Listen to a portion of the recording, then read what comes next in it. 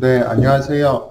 오늘 3강 시민노동법률 강좌 3강 출산이랑 모산보호, 육아 이런 거, 가족돌봄 휴가 이런 거에 대해서 설명드릴 예정이고요. 저는 공학노동법률 상담소에서 근무 중인 민영기 노무사라고 합니다.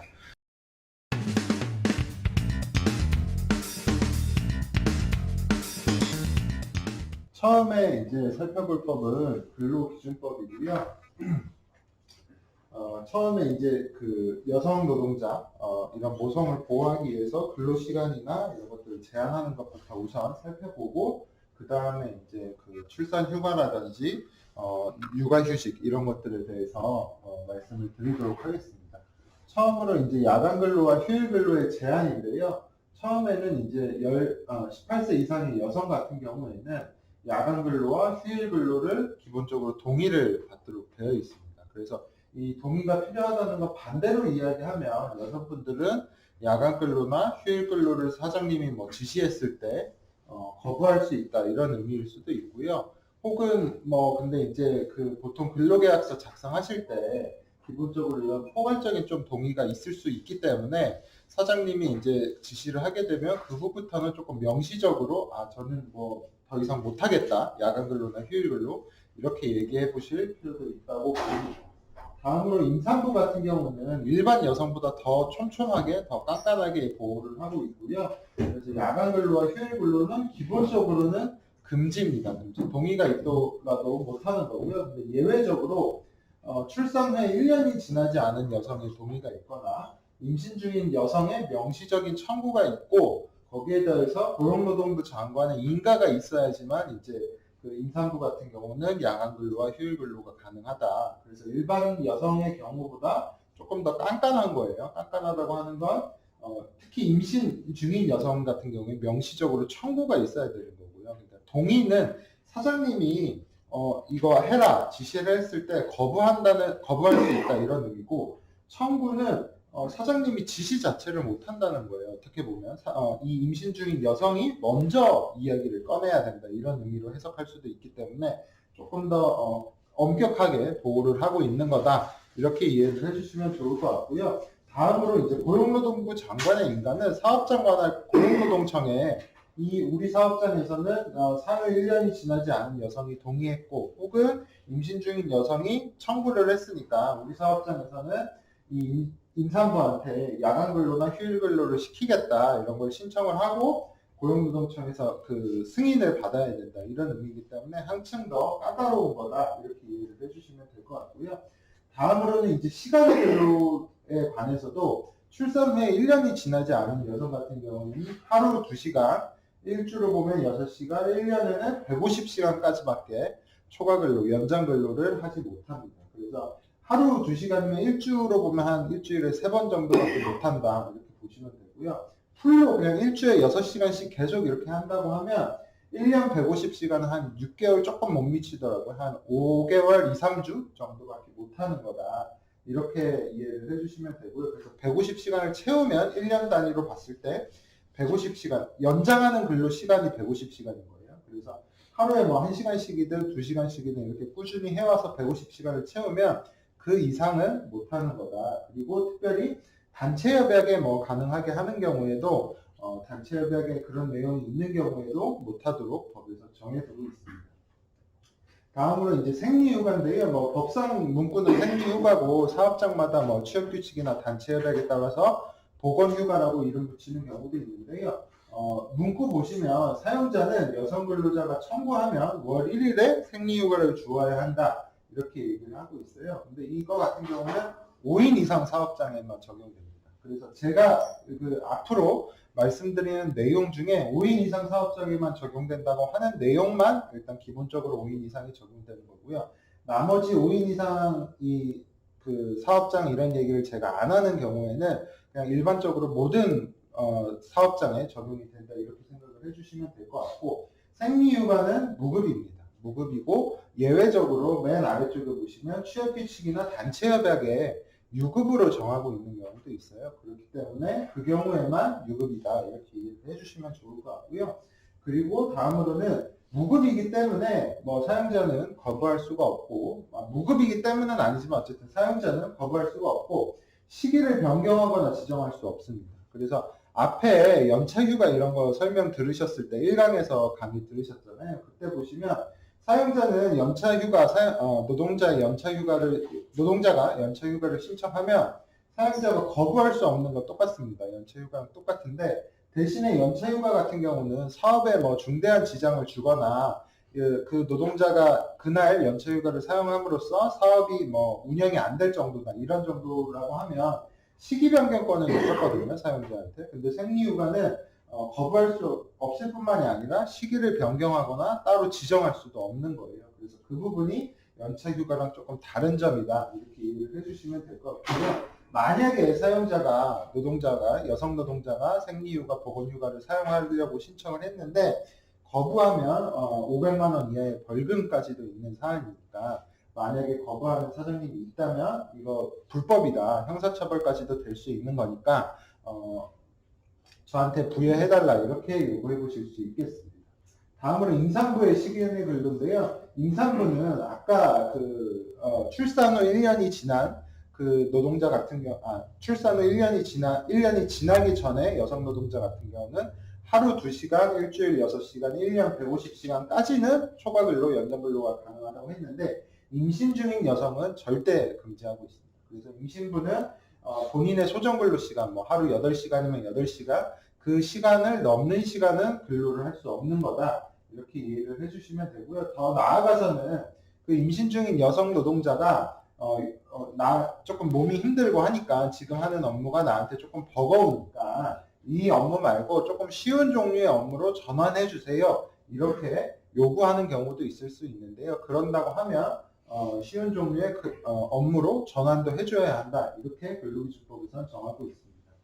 다음으로 이제 그 쉬운 업무의 전환뿐만이 아니라 업무는 동일하게 하는데 임신 중인 여성 노동자가 업무는 동일하게 하더라도 소정근로 시간을 조금 줄여주세요. 이렇게 요구할 수 있는 권리도 있습니다. 그래서 임신 후 12주면 뭐 3개월 정도죠. 3개월 이내 또는 36주 후 6개월 이후에 여성이 1일 2시간의 근로시간 단축이 가능합니다. 그래서 1일 8시간 그냥 풀타임으로 근무하셨던 분들 같은 경우에는 2시간까지 단축이 가능하니까 6시간까지 가능한 거고요. 꼭 2시간을 해야 되는 건 아니고 본인이 봤을 때는 뭐 1시간만 줄여도 되겠다고 하면 1시간 정도 줄여서 1일 소정근로 시간은 7시간까지도 가능한 거고요.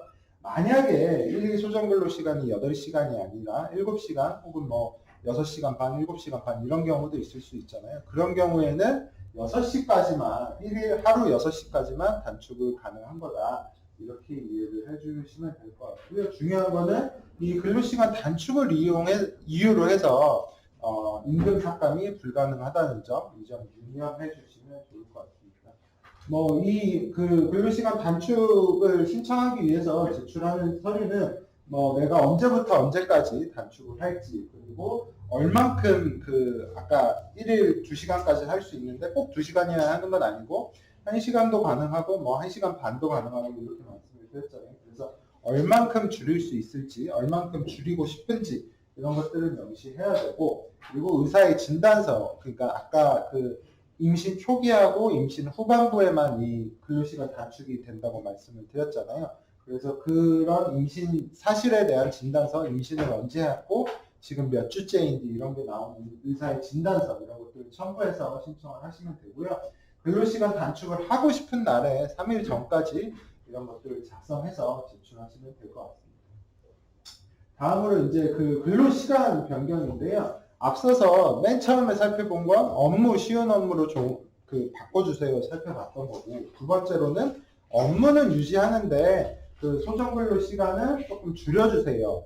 이렇게 살펴봤던 거고, 마지막인데요. 근로시간 변경은 업무도 유지하고 소정근로 시간도 유지하면서 업무의 시작 시간하고 종료 시간만 변경하는 거예요. 그래서 1일의 소정근로 시간을 유지하면서 업무의 시작 및 종료 시각의 변경이 가능하다. 즉 하루 8시간이라는 원래 근무 시간은 지키지만 내가 출근하는 시간이 뭐 원래 9시였다면 조금 10시로 1시간 정도 늦추고, 대신에 퇴근 시간도 그만큼 늦어지겠죠. 6시가 아니라 7시로 그렇게 조정할 수도 있는 거다. 근데 이거 같은 경우는 사업주가 거부할 수도 있습니다. 예를 들면 뭐 정상적인 사업 운영에 중대한 지정을 초래하거나 임산부의 안전과 건강에 관한 법령을 위반하거나 뭐 예를 들면 뭐 9시 출근이 아니라 오후에 막 출근을 하겠다. 그러면 오후에 뭐 막 3시에 만약에 15시에 출근을 한다고 하면 기본적으로 임신부가 야간 근로를 할 수밖에 없는 거잖아요. 퇴근이 11시에 하게 되기 때문에. 그래서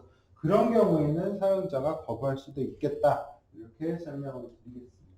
다음으로 이걸 신청하기 위해서는 제출하는 서류는 아까 살펴봤듯이 임신을 언제부터 했고 뭐 이런 것들 명시하셔야 되고, 그리고 변경하고 싶은 업무 출근 시간하고 퇴근 시간을 명시하셔야 되고, 그리고 언제부터 언제까지 변경하고 싶은지 이런 것들을 작성하셔서 아까 소정근로 시간 단축처럼 3일 전까지만 제출을 하시면 되겠습니다. 다음으로 이제 태아 검진 시간에 도 법에서 보장하고 있는데요. 이 내용도 5인 이상 사업장에만 적용이 됩니다. 그래서 임신한 여성이 임산부 정기 건강검진 진단을 받는데 필요한 시간을 청구할 수가 있습니다. 그래서 뭐 주기적으로 이제 산부인과 가야 되니까, 임신한 여성 노동자분 같은 경우는 산부인과를 가야 되니까 그 시간을 유급으로 보장한다는 의미인 거예요. 왜냐면 건강진단 시간을 이유로 임금 삭감이 불가능하기 때문에 이거를 유급으로 다녀올 수 있도록 허용해 주어야 한다. 이런 의미고요. 다음으로 육아 시간도 있습니다. 출산 후에 1년 미만의 유아를 가진 여성이 하루에 2번 각각 30분 이상의 수유 시간을 청구, 그러니까 아이한테 이제 수유하는 시간을 말하겠죠. 그래서 그걸 청구하는 경우에도 사용자는 유급으로 이 시간들을 수유 시간, 육아 시간을 보장해야 하는 거고요. 이 조항도 5인 이상 사업장에만 적용된다는 점 유념해 주시면 되겠습니다. 다음으로 이제 출산 전후 휴가에 대해서 살펴볼 텐데요. 출산 전후 휴가는 임신 중의 여성이 출산 전과 출산 후를 통틀어서 90일 사용하실 수 있습니다. 90일 사용하실 수 있고 90일인데 출산하는 시점을 기준으로 봤을 때 출산 후에 45일 이상이 되도록 배정을 해야 되는 거예요. 그래서 예를 들면 출산 전에 뭐 10일 쓰고 출산 후에 뭐 80일 쓰고 이런 거는 가능한데, 예를 들면 출산 전에 나는 60일 쓰고 출산 후에 30일 쓰고 이런 거는 반대되는 경우는 안 되는 거다, 이렇게 보시면 될 것 같고, 쌍둥이 임신하는 경우는 조금씩 한 1.5배 정도씩 이 기간이 늘어나는 거다, 이렇게 생각을 하시면 될 것 같고요. 전체 기간은 90일에서 120일, 3분의 1 정도, 3분의 1 정도 30일 늘어나는 거고요. 다만 이 경우에도 절반 이상은 출산 후에 사용하도록 정하고 있습니다. 그리고 기본적으로 그냥 혼자 쌍둥이 말고 일반적인 경우에는 60일, 90일 중에 60일이 유급이고, 쌍둥이 이상의 아이를 출산하는 경우에는 120일 중에 75일이 유급이다. 그래서 좀 이따 설명드리겠지만 이 출산 전후가 유급인 거는 사업주가 기본적으로 지급을 해야 되는데, 고용센터나 이런 곳에 방문하셔서 출산 휴가 급여로 받으시는 방법도 있거든요. 그건 잠시 후에 설명을 드리도록 하겠습니다. 그리고 아까 제가 말씀드렸듯이 출산을 기점으로 뒤에 45일이 돼야 되고, 그 앞에 이제 출산 전에 45일 뭐 이렇게 사용해야 되는데, 그러니까 결국은 분할 사용이 안 되는 거예요. 기본적으로는 분할 사용이 안 되고, 출산 예정 시점을 기점으로 앞뒤에 시간만 조정이 가능한 건데요. 예외적인 경우에는 출산 전에 조금씩 나눠서 사용할 수도 있습니다. 그래서 이전에 유산이나 사산의 경험이 있는 경우에는 조금 더 불안해할 수가 있잖아요. 그렇기 때문에 출산 전후 휴가를 조금씩 나눠서 사용할 수도 있도록 정하고 있고요. 그리고 휴가를 청구할 당시 연령이 만 40세 이상, 노산일 경우에도 조금 배려를 해주는 거고요.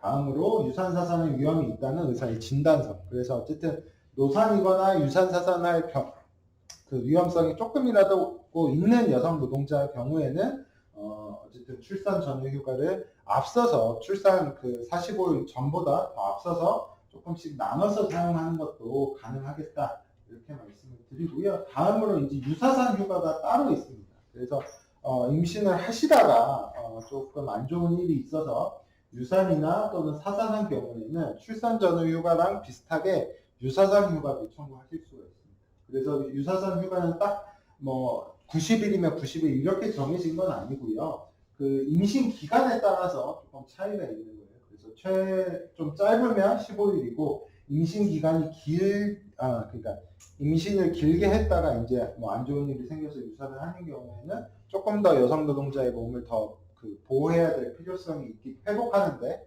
더 많은 시간이 필요하기 때문에 유사산 휴가도 기간이 길어지는 거다. 이렇게 얘기를 해주시면 될 것 같습니다. 다음으로 유사산 휴가 같은 경우는 출산 전의 휴가와 달리 조금 제출해야 하는 서류가 있더라고요. 그래서 휴가 첨부 사유, 그리고 유산 혹은 사상 발생일 및 임신 기간, 그래서 임신을 언제부터 했는데 뭐 유산이나 사상을 내가 언제 했다. 그거는 이제 아까 설명드렸다시피 임신 기간에 따라서 휴가 일수가 달라지다 보니까 이런 것들을 유지하도록 한 것 같고요. 그리고 의료기관의 진단서, 산부인과 의사 선생님의 진단서 이렇게 해서 제출하면 부여받으실 수 있겠다. 이렇게 말씀을 드리겠습니다. 그리고 출산 전의 휴가 종료의 근로 조건인데요. 뒤에 이제 뭐 육아휴직이나 육아기 근로시간 단축, 뭐 가족 돌봄 휴가, 여기에도 계속 공통되는 내용이기는 한데 휴가 전과 동일한 업무를 부여해야 합니다. 그래서 뭐 출산했다 그래서 출산하고 왔더니 내가 이전에 하던 업무가 아니라 다른 업무를 주거나 그러면 안 되는 거고요. 혹은 만약에 완전히 동일한 업무를 부여하는 것이 뭐 사업장 상황이나 이런 걸 비춰봤을 때 불가능하다. 그런 경우에는 동등한 수준의 임금을 지급하는 직무로라도 배치를 해야 된다. 그래서 이거를 위반하는 경우에는 500만 원 이하의 벌금까지도 처할 수 있다. 이렇게 말씀을 드리겠습니다. 마지막인데요. 출산 전후 휴가들은 아까 제가 90일 중 60일은 유급이고 기본적으로 60일에 대해서는 사업주가 지급을 해야 된다 이렇게 말씀을 드렸잖아요. 근데 사업주가 만약에 지급하지 않는 경우 고용센터에 방문해서 받으실 수 있고요. 그래서 출산 전후 휴가를 사용하신 다음에 이제 1년 휴가가 끝난 날 후부터 1년 이내에 고용센터에 방문하셔서 신청하시면 되는데 조건이 휴가가 끝난 날 이전에 180일 이상 피보험 단위 기간이 있으셔야 돼요. 그래서 피보험 단위 기간이란 건 고용보험 단위 기간인 거고요. 기본적으로는 고용보험 단위 기간, 피보험 단위 기간이라는 건 유급으로 인정된 날을 의미합니다. 그래서 예를 들면 하루 뭐 8시간씩 주 5일 근무하시는 분들 같은 경우에는 평일에 근무하는 것도 유급으로 당연히 인정되는 거지만 거기에 더해서 보통의 경우에는 일요일, 주휴일 있잖아요. 주휴일도 유급으로 인정이 되는 거기 때문에 주휴일도 피보험 단위 기간에 포함이 되는 거예요. 그래서 일주 5일 근무하시는 분들 같은 경우에도 일주일에 6일이 피보험 단위 기간으로 들어가는 거고 그렇게 보면 180일 이상이 되기 위해서는 대략 뭐 한 6개월, 7개월 정도 7, 8개월 정도 일하시면 인정이 되는 거고요. 그리고 이 피보험 단위 기간이라는 건 내가 중간에 일을 아예 안 한 날도 있을 수 있잖아요. 이직 기간이라고 해서 그런 날이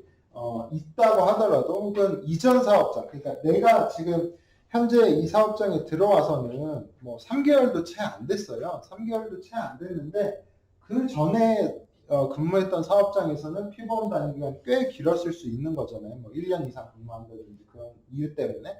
그래서 꼭 현재 사업장의 피보험 단위 기간만 생각을 하실 게 아니라 이전에 근무했던 사업장에서 고용보험 가입 이력이 있으시다고 하면 그 가입 이력 중에 총 180일이 되는지 유급으로 내가 출근한 날 더하기 주휴로 인정받는 날 그런 것들을 다 합산해서 180일 이상이 되는지 이런 것들을 계산해 보시면 될 것 같고요.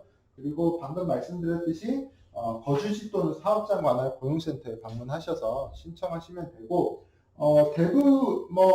대부분의 사업장은 사업주가 이 출산 전후 휴가를 미리 지급을 하는 거예요. 그냥 월급 어차피 지급을 해야 되니까 지급을 하고 사업주가 미리 이렇게 지급을 하는 경우에는 사업주가 노동자를 대신해서 고용센터에 신청하면 사업주가 본인 월급 나간 것만큼 이제 노동자를 대위해서 출산 전후 휴가 급여를 받을 수 있고요. 출산 전후 휴가 급여를 신청하기 위해서는 신청서랑 뭐 확인서, 통상임금을 확인할 수 있는 자료, 그리고 휴가 기간 동안 사업주로부터 병품을 지급받은 경우 뭐 이를 확인할 수 있는 자료, 이런 것들을 포함해서 신청을 하시면 되고, 유사산 휴가 같은 경우에는 어쨌든 유사산 휴가 급여도 지급받으실 수 있는데, 그 경우에는 유산이나 사산을 하였음을 증명할 수 있는 의사 선생님 진단 서원만 추가적으로 제출을 해주시면 되겠습니다. 그래서 금액은요, 휴가를 시작한 날을 기준으로 산정된 통상임금이에요. 그래서 내가 출산 전후 휴가 들어갔을 때 월급을 뭐 200만 원 받고 있었다고 하면 200만 원 그대로 받을 수 있는 거다, 이렇게 이해를 해주시면 될 것 같고요. 우선 지원 대상 기업하고 대규모 기업은 이 정부 지원 때문에 조금 차이가 납니다. 대규모 기업에 근무하시는 경우는 사업주가 그냥 최초 60일 지급을 하는 거고요.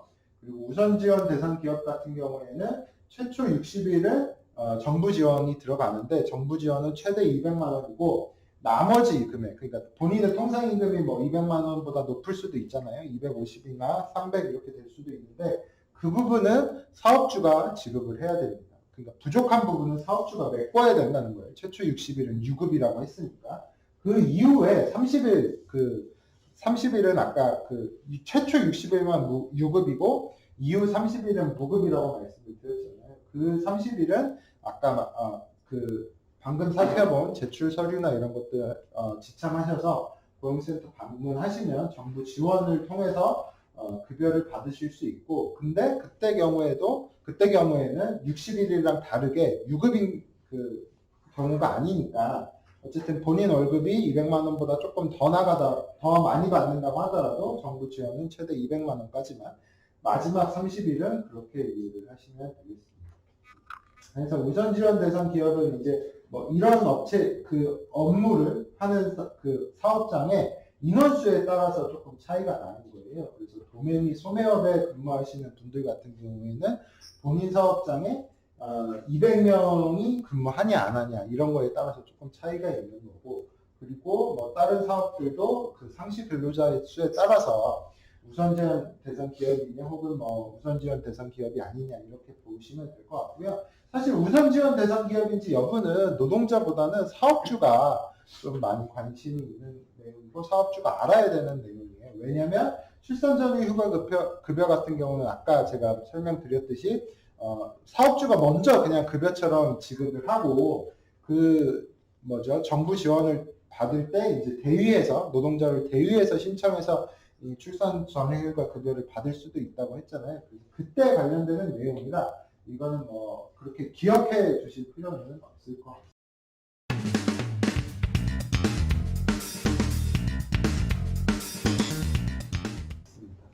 다음으로 이제 남녀고용평등법에 대해서 살펴볼 텐데요. 기본적으로 아까 근로기준법에는 임신한 임산부의 노동자나 근로시간이나 혹은 임신을 했을 때 태아검진 시간이나 수유 시간 이런 것들이 이제 문제가 되는 건데, 그거에 대한 내용, 그리고 출산 전후 휴가 이런 것들이 기본적으로 있는 거고요. 이 남녀고용평등법 같은 경우에 난임치료, 지금 보시는 난임치료도 해당이 되지만 기본적으로는 출산 이후에 육아휴직이라던가 육아기 근로시간 단축 이런 내용이 남녀고용평법에 있는 거다, 이렇게 이해를 해주시면 될 것 같고요. 남녀고용평법 살펴보시면 처음에 난임치료 휴가가 나옵니다. 난임치료 휴가는 어쨌든 임신이 어려우신 부부분들 있잖아요. 그런 부부들은 이제 난임치료를 받기 위한 휴가를 받으실 수 있는데, 여성 노동자는 받으실 수 있는데 연간 3일 이내에서 받으실 수가 있고요. 그리고 최초 1일은 유급입니다. 그래서 3일 다 사용한다고 하더라도 나머지 이틀은 무급으로 사용하셔야 될 수도 있겠다, 이렇게 말씀을 드리고요. 그리고 만약에 사업주가 정상적인 사업 운영에 중대한 지정을 초래한다, 이런 게 입증이 되면 사용 시기를 변경할 수도 있는 거예요. 그래서 아예 안 주는 건 아니고요. 예를 들면 제가 이번 주에 여성 노동자가 이번 주 금요일에 난임치료 받기 위해서 휴가 사용하겠습니다 이랬는데, 이번 주 금요일은 너무 바쁠 것 같으니까 다음 주 언제 사용해, 이렇게는 할 수 있는 거지, 아예 뭐 난임치료휴가 우리 사업장은 없다 이런 말은 못한다는 겁니다.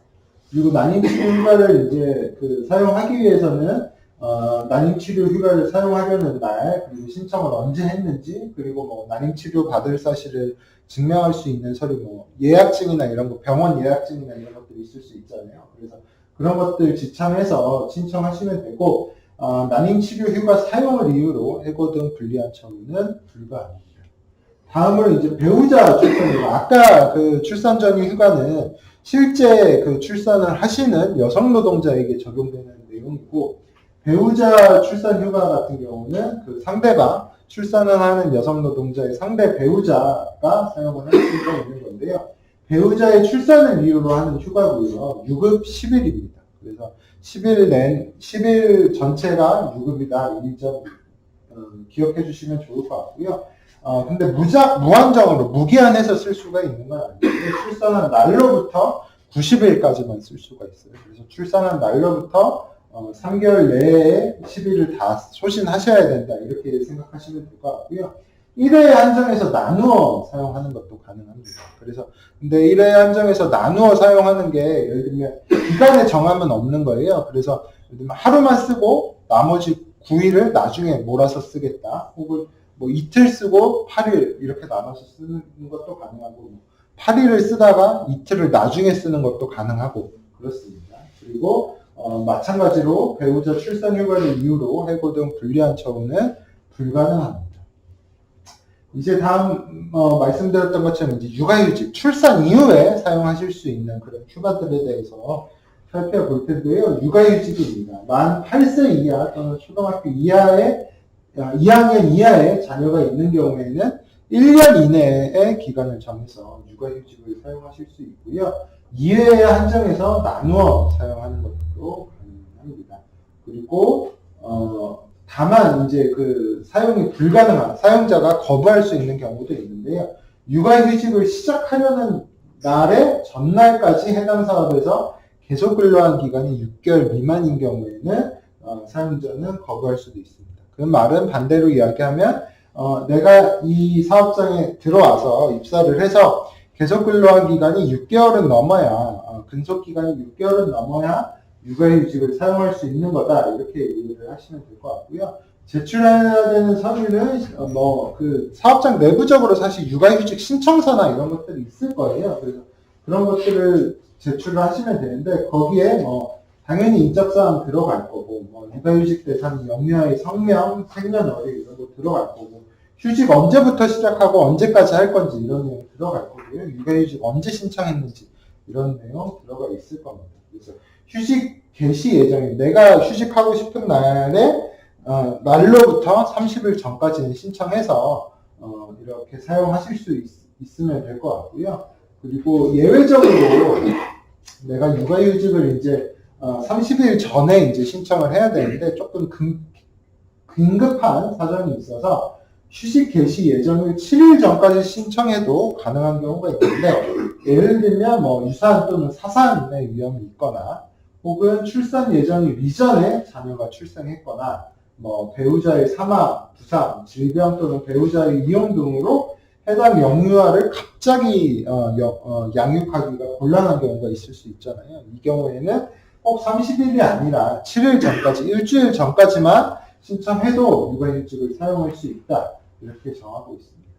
그리고 육아휴직 종료 후의 근로조건은 아까 출산 전후 휴가 설명드리면서 말씀드렸던 것처럼 휴직 전과 동일한 업무를 부여해야 되고, 또는 동등한 수준의 임금을 지급하는 직무로 부여를 해야 되고요. 휴가를 이유로 해고 등 불리한 처우를 불가하고, 육아휴직 기간은 근속 기간에 포함됩니다. 그래서 육아휴직을 사용했다 그래서 퇴직금 산정하는 기간에 뺀다던가 이런 거 있을 수 없고, 다음에 만약에 올해 1년 통으로 썼어도 다음 해에 연차나 이런 거 계산할 때 불리하게 작용하지 않고 그대로 그냥 올해 통으로 출근한 거, 출근율 80% 이상으로 판단받게 되는 거다. 이렇게 이해를 해주시면 되겠습니다. 최근에 이 육아휴직 종류의 근로조건 관련해서 대법원 판례 나온 게 있는데요. 롯데마트 사례였던 걸로 기억해요. 그래서 롯데마트에서 육아휴직을 사용한 여성 노동자분이 계셨는데, 육아휴직 사용 후에 돌아오니까 다른 업무에 배치를 했던 거예요. 그래서 이게 뭐 정당하냐, 정당하지 않냐 이런 것들이 쟁점이 됐던 사안인데 대법원은 어떻게 이야기하고 있냐면요. 휴직전과 같은 업무에 해당한다고 보려면 취업규칙이나 근로계약 등에 명시된 업무 내용뿐만 아니라 실제 이 노동자가 수행하여 온 업무도 아울러 고려해서 휴직 전 담당 업무랑 복귀 후에 담당 업무를 비교했을 때 그 직책이나 직위의 성격과 내용, 범위 및 권한, 책임 등에 있어서 사회통념상 차이가 없어야 된다. 그래서 뭐 취업규칙이나 근로계약서에 적힌 내용뿐만이 아니라 이분이 실제로 근무해 오면서 어떤 업무를 했었는지 이런 것들을 실제를 살펴봐야 된다 이런 내용이고요. 만약에 휴직기간 중 발생한 조직체계나 근로환경의 변화 등을 이유로 사업주가 같은 업무로 복귀시키는 대신 같은 수준의 임금을 지급하는 다른 직무로 복귀시키는 경우에도 복귀하는 근로자에게 실질적인 불이익이 있어서는 안 된다. 그래서 예외적으로 같은 업무가 아니라 같은 수준의 임금을 지급하는 직무로 배치시킨다고 하는 경우에도 노동자한테 실질적인 불이익이 있어서는 안 된다. 이렇게 판단하였습니다. 다음으로 이제 육아휴직급여인데 아까 출산 전후 휴가 급여 설명드리면서 말씀을 못 드렸는데 급여 관련해서는 오늘 따로 나눠드린 프린트물에 따로 별도로 정리되어 있으니까 그 프린트물 참고해 주시면 될 것 같고요. 육아휴직급여는 육아휴직을 30일 이상 사용했을 때 사용을 하실 수가 있는 거고 육아휴직을 시작한 날 이전에 피보험 단위 기간이 180일 이상이어야 된다.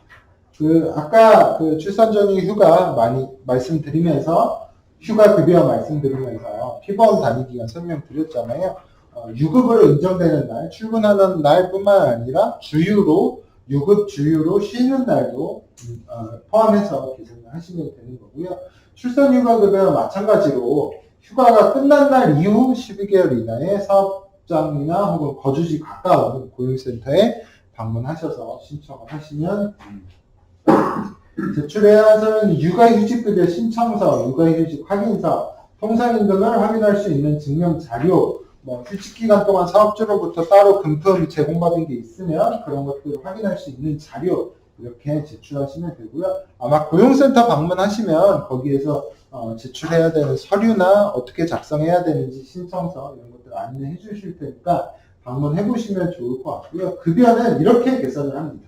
휴직을 시작한 날을 기준으로 산정된 통상임금의 전체가 아니라 80%만 지급을 하고요. 근데 이 80%도 상한액과 하한액이 있습니다. 그래서 본인의 통상임금이 조금 높아서 100분의 80%를 계산해봤더니 200만 원 정도예요. 그러면 200만 원을 다 주는 게 아니라 상한액 150만 원이 있기 때문에 150만 원까지만 지급을 하겠다는 거고요. 만약에 본인의 급여가 조금 적어서 하한액 70만 원보다 낮게 나왔어요. 80%를 계산해봤더니. 그래도 우리 정부에서는 70만 원까지는 보장을 하겠다. 이런 의미입니다. 그리고 육아휴직급여 같은 경우는 전체를 일시불로 받는 게 아니라 위에 100분의 80, 통상임금의 100분의 80에 해당하는 금액을 계산한 다음에 거기에 다시 또 75%만 계산해서 매월 75%는 육아휴직을 사용하는 기간 동안 매월 지급 받으실 수가 있는 거고요. 그 외에 나머지 통상임금의 80%의 또 25%는 육아휴직 종료 후에 받습니다. 그래서 육아휴직 종료 후 해당 사업장에 복직하여 6개월 이상 계속 근무한 경우에만 합산해서 일시불로 지급을 받게 되는 거다. 이렇게 이해를 해주시면 될 것 같고요. 최근에 올해 이제 1월 1일부터 특례가 생겼습니다. 예전에도 특례는 있었는데 그 특례는 올해 12월 31일을 시한으로 해서 폐지가 되고요. 앞으로는 이 특례만 유지가 되는 거거든요. 그래서 이 특례 설명드리면 동일한 자녀에 대해서 자녀가 출생한 다음에 1년이 돌이 지나기 전까지 부모 모두가 육아휴직을 사용하는 경우 육아휴직 시작일부터 3개월까지 육아휴직 급여와 별도로 또 다른 추가적인 금액을 급여를 지급을 합니다. 그래서 휴직을 시작한 날을 기준으로 산정된 통상임금 전체를 주는 건데요. 이것도 상한은 있는 거예요. 그래서 첫 번째 달은 200만 원이고요.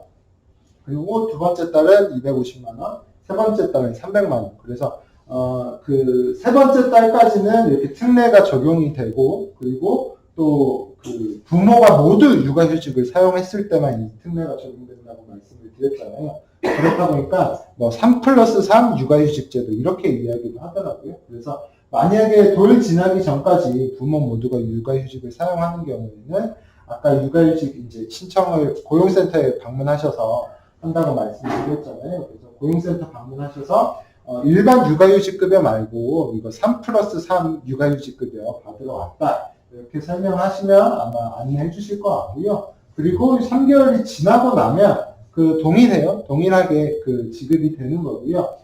휴직을 시작한 날 기준으로 산정된 통상임금의 80%가 적용이 되는 거다. 그래서 상한의 하한액은 일반 육아휴직급여랑 동일한 거고, 앞서서 이 특례 3+3 육아휴직급여는 75%는 지금 받고 25%는 나중에 그 복직해서 6개월이 지나야 받고 그런 거 아니고 200만 원, 250만 원, 300만 원 전에 그냥 일시불로 지급을 받는 거고요.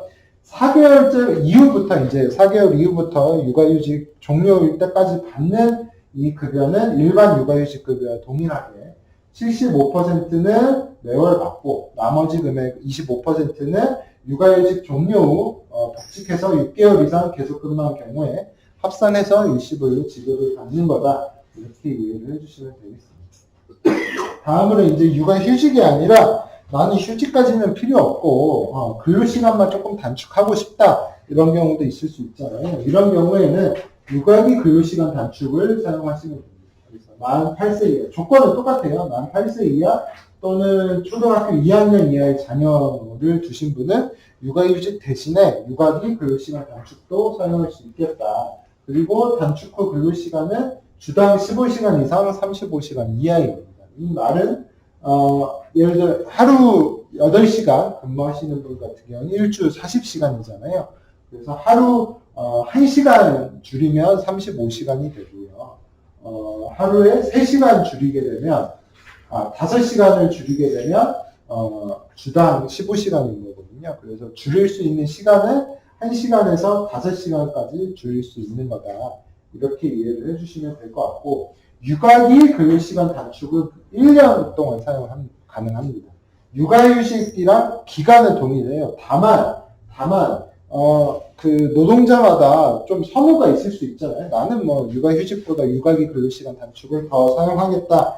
이렇게 생각하시는 분도 있을 수 있는데, 그런 분들은 육아휴직을 아예 사용하지 않는다고 하면 최장 2년까지도 사용이 가능한 거고요. 혹은 뭐 나는 육아휴직은 6개월만 쓰고 나머지 6개월을 안 썼다, 아직 안 썼다. 혹은 그런 경우에는 육아기 근로시간 단축에 1년 내 6개월을 붙여서 육아휴직을 사용하고 남은 기간을 육아기 근로시간 단축에 붙여서 1년 6개월 뭐 이렇게 사용하는 경우도 가능한 거예요. 그래서 육아휴직을 사용하지 않은 만큼 육아기 근로시간의 단축에 붙여서 사용할 수 있는 거다. 이렇게 보시면 될 것 같고요. 아까 육아휴직은 2회에 한해서 분할 사용 가능하다고 말씀을 드렸잖아요. 근데 육아기 근로시간 단축은 분할해서 사용하는 경우에 제한은 없습니다. 몇 번이고 분할해서 사용은 할 수 있고요. 다만 사용하는 기간은 3개월 이상이 돼야 되는 거예요. 그래서 만약에 최대로 쪼개서 사용한다고 하면 1년이니까 뭐 4번까지 사용할 수도 있고, 예를 들면 육아휴직을 전혀 뭐 사용하지 않고 육아기 근로시간 단축만 내가 뭐 사용을 하겠다. 그럼 2년까지 늘어나고 2년이면 8번까지 분할해서 사용하는 것도 이론적으로는 가능하다. 이렇게 말씀을 드리겠습니다. 다만 육아기 근로시간 단축 같은 경우에는 육아휴직도 아까 사용자가 거부할 수 있는 경우가 있다고 말씀을 드렸잖아요. 그래서 계속 근로한 기간이 6개월 미만인 근로자가 신청하거나 뭐 사업주가 대체 인력을 채용하기 위하여 노력하였으나 대체 인력을 채용하지 못한 경우, 또 뭐 근로자의 성격상 근로시간을 분할하여 수행하기 곤란하거나 정상적인 사업 운영에 중대한 지장을 초래하는 경우로서 사업주가 이를 증명하는 경우, 이런 경우에는 근로시간 단축 사용이 조금 어려울 수 있겠다. 사용자가 거부할 수 있다. 이렇게 설명을 드리고요. 제출해야 하는 서류는 양육하는 대상인 그 자녀의 성명, 인적사항, 그리고 단축 개시 예정일, 단축을 종료하려는 날, 그리고 얼마나 줄일지, 얼마나 단축할지, 그리고 신청 언제 하는지 이런 내용 적으시면 되고요. 육아휴직과 마찬가지로 근로시간 단축을 시작하려는 날에 30일 전까지 제출하시면 되겠습니다. 근로시간 단축 중에 근로조건이 이제 문제가 될 수가 있는데요. 근로시간에 비례하여 적용하는 경우 외에는 근로시간 단축을 이유로 불리하게 변경을 불가합니다.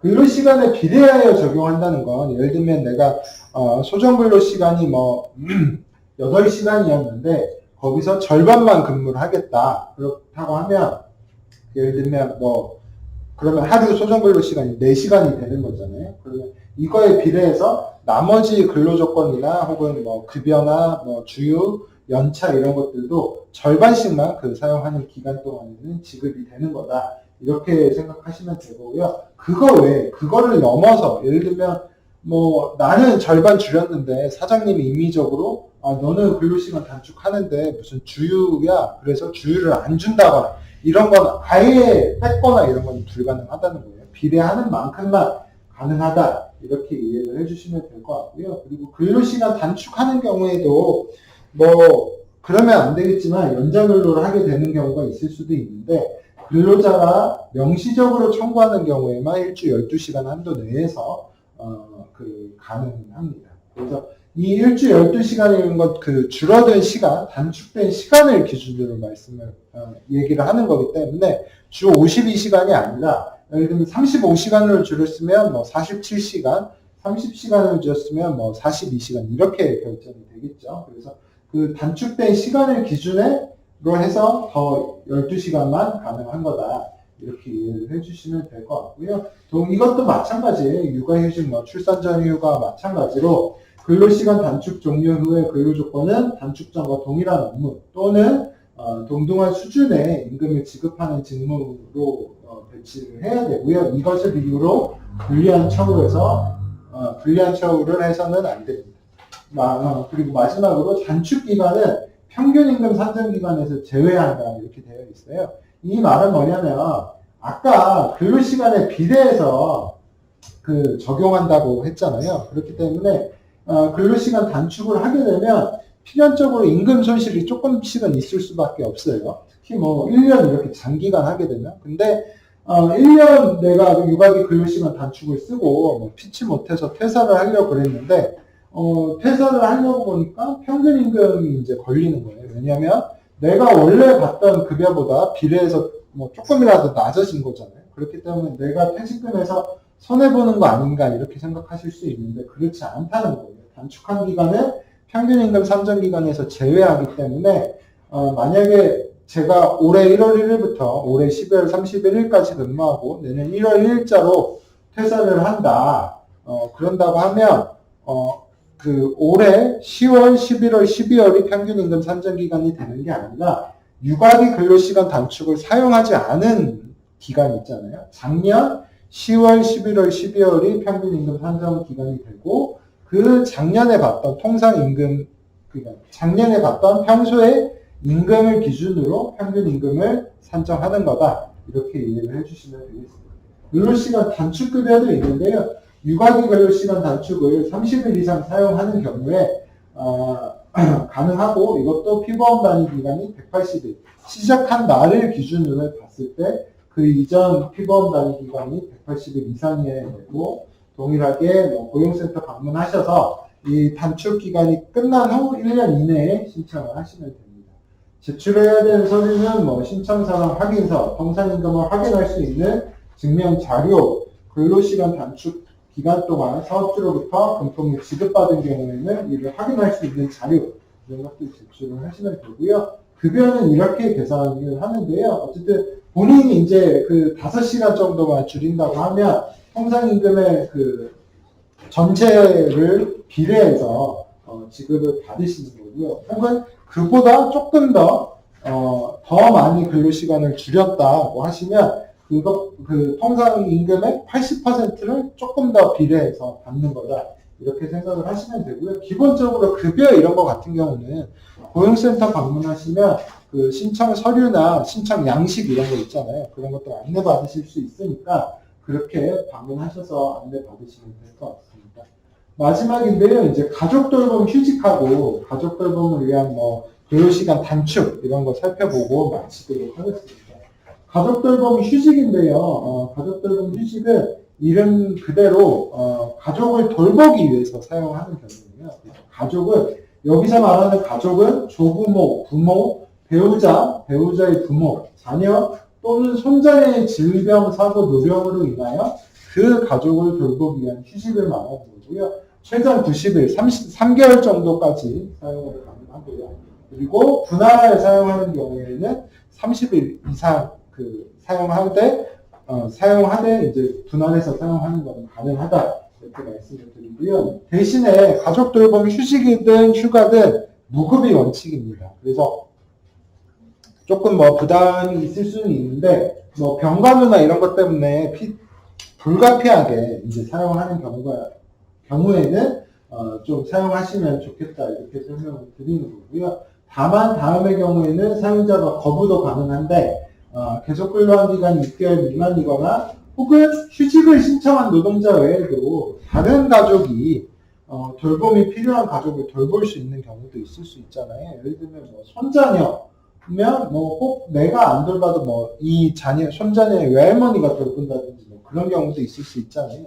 그래서 그런 경우에는 사용자가 거부할 수도 있는 거고 또 뭐 대체 인력을 채용하기 위해 노력하였으나 대체 인력 채용이 어렵다거나 뭐 사업주가 그 사업 운영이 중대한 지장을 초래하는 경우로서 그러한 사실을 증명하는 경우에는 사용자가 거부도 할 수 있다. 이렇게 얘기를 해주시면 될 것 같고요. 다만 사용자가 거부는 할 수 있는데 거부하는 경우에도 이런 조치들을 취하도록 정하고 있습니다. 업무를 시작하고 마치는 시간을 조정하거나 혹은 연장근로, 다른 노동자분들은 연장근로를 하더라도 이 노동자는 병간호나 이런 것 때문에 필요하니까 연장근로를 제한하거나 또 뭐 근로시간을 조금 단축해준다든지 혹은 뭐 출퇴근 시간을 조금 조정해준다든지 이런 것들을 좀 하여야 한다 이렇게 규정을 하고 있고요. 그리고 사업주는 가족 돌봄 휴직을 허용하지 않는 경우에는 그 사유, 앞서서 말씀드렸던 거부하는 사유가 있을 거잖아요.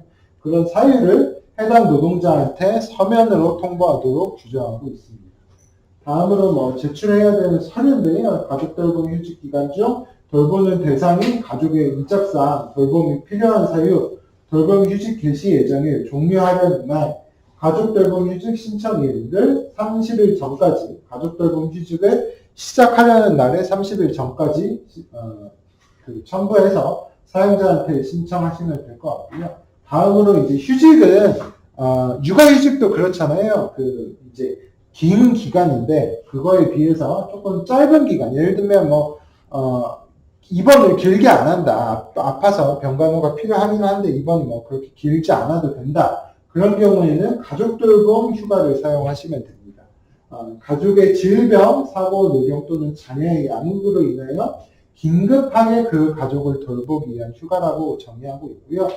휴가는 휴직보다 짧은 거기 때문에 기본적으로는 연간 최장 10일까지만 가능하고 이 10일을 만약 10일을 전체 다 사용했다고 하면 휴직 기간에서는 90일 중에 80일밖에 사용을 못하는 거예요. 그래서 휴가로 사용하는 기간은 가족 돌봄 휴가 기간에 기본적으로 포함이 되는 거다 이렇게 이해해 주시면 될 것 같고요. 가족 돌봄 휴직이든 가족 돌봄 휴가든 기본적으로 무급이 원칙이다 이렇게 이해해 주시면 될 것 같고 다만 예외적으로는 뭐 사업장별로 취업규칙이나 혹은 단체협약 통해서 따내는 경우도 있어요. 뭐 휴직까지는 그렇다고 하더라도 가족 돌봄 휴가 정도는 우리 사업장은 유급으로 하겠다. 그렇게 규정되어 있다고 하면 거기에 따라서 하시면 됩니다. 가족 돌봄 휴가가 그리고 10일이라는 기본은 10일인데 연장되는 경우도 있어요. 그래서 연장은 최근에 그 코로나 때문에 2020년, 2021년 한참 심했잖아요. 사실 올해 들어서 조금 잠잠해지고 그때 심했을 때 연장된 경우가 있었는데요. 감염병 확산 등을 원인으로 심각 단계의 위기 경보가 발령되거나 이에 준하는 대규모 재난이 발생한 경우에는 고용노동부가 그 심의를 해서 발령을 할 수가 있습니다. 그래서 연간 10일 범위에서 연장이 가능하고요. 한부모에 해당하는 노동자 같은 경우는 15일까지도 연장이 되는 겁니다. 그래서 그 연장을 하게 되면 10 더하기 10일, 20일 혹은 25일까지도 연장이 된다는 것이죠. 그래서 연장이 될 수는 있는데 연장이 된 경우에도 무조건적으로 사용할 수 있는 건 아니고요. 사용한 경우가 따로 별도로 규정이 되어 있는데 예를 들면 가족 중에 코로나 감염자가 있는 거예요. 그래서 이분을 돌보기 위해서 필요한 경우 혹은 감염되지는 않더라도 학교가 이제 휴업이나 휴교 이런 것들 해서 자녀를 양육할 사람이 없는 경우 혹은 자녀가 걸리지 않더라도 같은 반에 다른 친구가 코로나에 감염됐다 그래서 자가격리 대상이 되거나 혹은 등교나 등원 중지 조치를 받아서 돌봄이 필요한 경우 이러한 경우에는 그 10일을 다 썼다 그러니까 가족 돌봄 기본적으로 주어지는 10일을 다 썼다고 하더라도 10일을 추가해서 추가적으로 전체 보면 20일까지는 사용할 수 있는 거다 이렇게 말씀을 드리는 거고요. 가족 돌봄 휴가 때 이제 제출해야 되는 서류는 가족 돌봄 휴가를 사용하는 날 그리고 휴가 중 돌보는 대상의 인적사항 신청 명령을 적어서 제출하시면 되고요. 아까 휴식 같은 경우에는 30일 전까지 이렇게 제출하라고 했는데 휴가는 단기간이라고 말씀을 드렸잖아요. 그러다 보니까 사용하려는 날에 하루 전까지만 신청을 하시면 됩니다. 그리고 휴식이나 가족 돌봄 휴가가 근속기간에 포함이 되고요. 평균임금 산정기간에서는 제외가 됩니다. 이것도 당연한 거예요. 근속기간은 내가 휴가나 휴식을 쓴다 그래서 이 사업장 소속이 아닌 건 아니기 때문에 근속기간에 포함이 되는데 평균임금 산정기간에서 제외가 되는 건 왜냐면 무급이라고 말씀을 드렸잖아요. 그래서 내가 피치 못하게 가족 돌봄 휴직 90일, 3개월 다 쓰고 끝나는 날 퇴사를 하게 됐어요. 그러면 평균임금을 산정하려고 하면 빵원이 됩니다. 내 평균임금은 빵원이 되는 거기 때문에 당연히 이 기간을 제외를 하는 거고요. 그래서 만약에 그 경우에는 가족 돌봄 휴직을 시작하기 전날에 과거 90일을 해서 과거 3개월을 계산해서 평균임금을 계산하시면 될 것 같고요. 휴직 휴가를 이유로 불리한 처우 불가능하고 아까 말씀드렸듯이 기본은 무급이지만 취업규칙이나 단체협약에서 유급으로 정하고 있다면 휴가든 휴직이든 다 유급일 수 있습니다. 그리고 휴직이나 휴가까지는 사용하지 않고 가족 돌봄을 위한 이제 근로시간 단축이 또 이제 사용하실 수 있는데요. 첫 번째로는 근로자가 가족 질병, 사고, 노령으로 인하여 그 가족을 돌보기 위한 경우, 혹은 자신의 경우에도 포함이 돼요. 그래서 노동자가 자신의 질병이나 사고로 인한 부상 등으로 자신의 건강을 돌보기 위한 경우, 혹은 55세 이상의 노동자가 은퇴를 준비하는 경우, 혹은 노동자의 학업을 위하는 경우, 대학원이라든지 이런 데 가려고 이런 근로시간 단축도 가능한 거다. 이렇게 보시면 될 거고요. 이 경우에도 사용자가 사용이 거부할 수가 있는데, 앞서서 살펴봤던 가족 돌봄 휴가, 휴식의 경우와 마찬가지로 6개월, 근속기간 6개월 미만이면 거부할 수 있고, 대체 인력을 채용하기 위해 노력했으나 채용하지 못한 경우에 거부할 수 있고, 정상적인 사업 운영에 중대한 지장을 초래하는 경우 사업주가 이를 증명하면 거부할 수 있도록 규정하고 있습니다.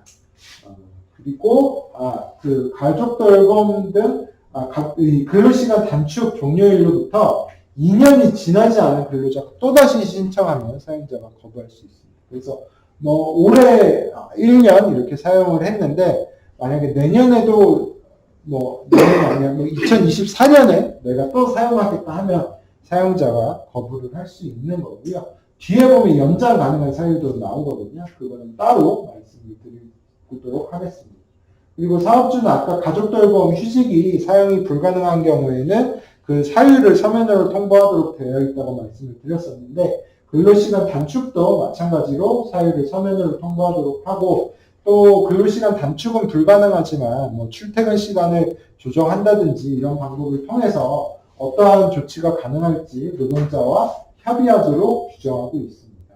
단축 후 근로시간은 주당 15시간 이상 30시간 이하가 되어야 되는 거고요. 그래서 단축 기준으로 보면 뭐 2시간 이상은 단축을 해야 되는 거고 혹은 5시간, 2시간부터 5시간까지 단축하실 수 있는 거다. 이렇게 보시면 될 것 같고 근로시간 단축 기간은 기본적으로 1년입니다. 1년이고 합리적인 이유가 있는 경우에는 2년 내에서 연장이 가능하고 1+1까지는 가능하다는 거예요. 다만 학업을 위한 경우는 연장이 안 됩니다.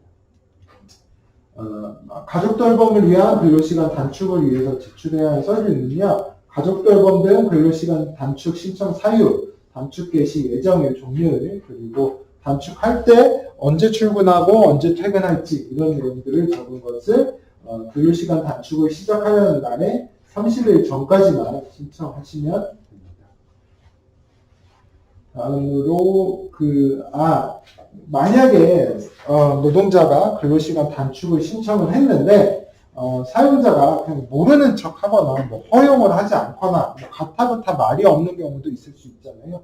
그 경우에는 어쨌든 사업 신청한 다음에 그런 통지를 받지 못한 경우에는 노동자가 신청한 내용대로 즉 신청한 뒤에 사용자가 30일 동안 아무 말도 없다. 그러면 그냥 본인이 사용하겠다고 한 날부터 허용한 것으로 보는 거기 때문에 근로시간 단축을 사용하실 수 있는 거다. 이렇게 말씀을 드리겠습니다. 근로시간 단축 중의 근로조건은 아까 육아기 근로시간 단축이랑 비슷해요. 근로시간에 비례하여 적용이 되는 거고요. 기본적으로 근로자가 명시적으로 청구하는 경우에만 주 12시간 한도로 연장 근로가 가능한 거고 그리고 단축 후에 단축 전과 동일한 업무를 배치해야 되고 혹은 그게 어렵다면 단축 전과 동등한 수준의 임금을 지급하는 직무에 배치를 해야 합니다. 근로시간 단축을 이유로 불리한 처우 불가하고 단축 기간은 아까 육아기 근로시간 단축과 마찬가지로 평균 임금 산정 기간에서 제외하고 단축 시작 전 이전 3개월로 평균 임금은 개선이 되는 거다. 이렇게 말씀을 드리겠습니다. 이상으로 오늘 3강 강의는 마치겠고요. 혹시 오늘 강의 내용이나 혹은 기존의 다른 노동법에 관해서도 궁금한 거 있으셨던 분은 질문해 주시면 제가 답변 드리도록 하겠습니다. 감사합니다.